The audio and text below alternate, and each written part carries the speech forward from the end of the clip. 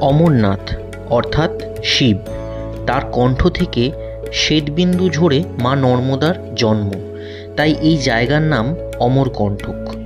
হিন্দু পুরাণ অনুযায়ী সমুদ্র মন্থনের সময় মূল্যবান রত্ন ও অমৃত ছাড়াও প্রচুর বিষ ছড়িয়ে পড়েছিল।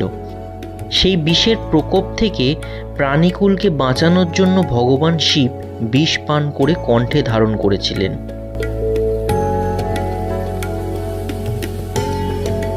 তথাপি সেই বিষ তার শরীরে ছড়িয়ে পড়তে থাকে, ফলত তিনি এদিক ওদিক ঘুরতে থাকেন সেই জ্বালা নিবারণের জন্য।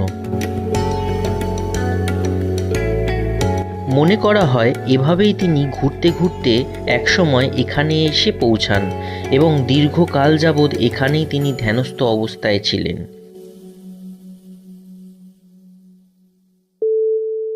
সেই সময় তার মাথা এবং কণ্ঠ থেকে এক শ্বেত বিন্দু পড়ে তৈরি হয় এক সুন্দরী কন্যা, যিনি মা নর্মদা।